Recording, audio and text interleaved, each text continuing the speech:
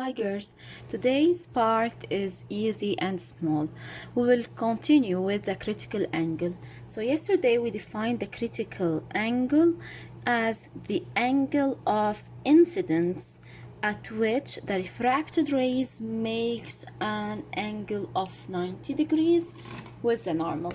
So let's say that this is the boundary between glass and air. Okay, and this is the incident ray. After the incident ray, what do we draw? We draw the normal, the imaginary line that is perpendicular at this point. If this angle of incidence is equal to the critical angle, here we know that what the ray, when it enters air, it will refract away. But if here the angle of incidence is equal to the critical angle, the refracted ray will make the maximum refraction. It means it will bend away the maximum. Okay, so the refracted ray is here, it touches the surface. This is the refracted ray, and the angle of refraction always measured from where? From the normal. So this angle is what? Is a 90 degree. So this is the definition of critical angle, the angle of incidence at which the refracted rays make 90 degrees with the normal. Okay, so at which we have the maximum refraction. It means if we have a ray with angle of incidence bigger than this angle, this ray will not refract at all. Instead, it will reflect. And how does it reflect, girls? For sure, it reflects according to the law of reflection. It means the angle of reflection will be equal to the angle of incidence. And this phenomenon, we call it total internal reflection. Now, we want an equation in order to find the critical angle. So we will use an equation that you already know it, which is Snell's law. Snell's law from the previous chapter states that Ni sine theta I is equal to Nr sine theta R.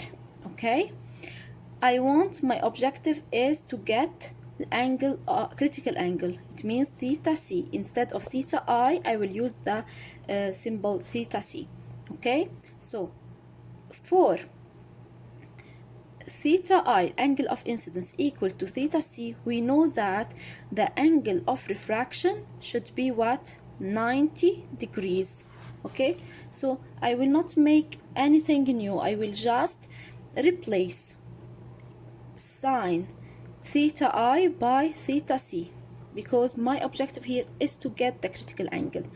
Nr times sine, and now if we are talking about this specific condition, when the angle of incidence is equal to the critical angle, the refraction, the angle of refraction, okay, is 90 degree, because we said when the angle of incidence is equal to the critical angle, the refracted ray will be moved away to the maximum. Okay, it means it touches the boundary. It means the angle of refraction, which is measured from the normal, is 90. Okay, sine 90. Okay, theta R, I replaced it by 90 under this condition only. Okay, so Ni sine theta I is equal to Nr times what? If you make this on calculator or in math, you know it, that it's equal to 1. Okay, so if I want to find theta C, I will first get sine theta C. So sine theta C, as you can see, is Nr over Ni. What is N? N, you remember, it is the index of refraction of a medium. So every medium, air, glass, diamond, water, it has a specific index of refraction. So this is the equation that we are going to use in our problems in order to find the critical angle. I will do with you a sample problem. Okay, let's say I want to calculate the critical angle. Okay, in these cases, when the light is moving from this material, quartz, to air, okay? In part B, if it's moving from acrylic to air, and the third one if it's moving, for example, from flint glass to air also. Okay, let's start with part A. If here the light is moving from quartz to air, and for sure the index of refraction for this material will be given, it's equal to 1.46. okay, these are all the givens. Find theta C. What the equations that we know? The equation that we know is sine theta C is equal to NR over NI. So the first step that you have to do in this lesson is to specify which one is NR and which one is NI. What do you expect? This index of refraction, is it NI or NR? For sure it is NI, okay? Because the light is going from here, this material, to the air. Okay,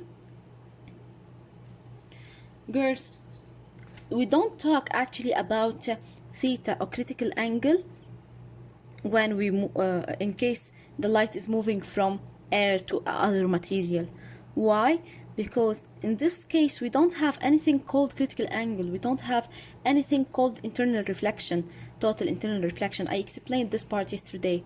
To have total internal reflection and to talk about the critical angle, we must have a light that's traveling from more dense material to less dense.